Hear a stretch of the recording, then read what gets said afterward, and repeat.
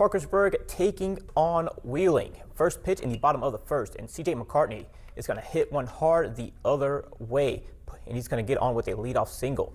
After a wild pitch, Eli Davis will follow that same formula and go the other way, and they're going to put runners on the corners. 2-1, and this pass ball and a great read from C.J. McCartney would generate the first run for Parkersburg, and they go up 1-0. On the mound, Alex Zainski.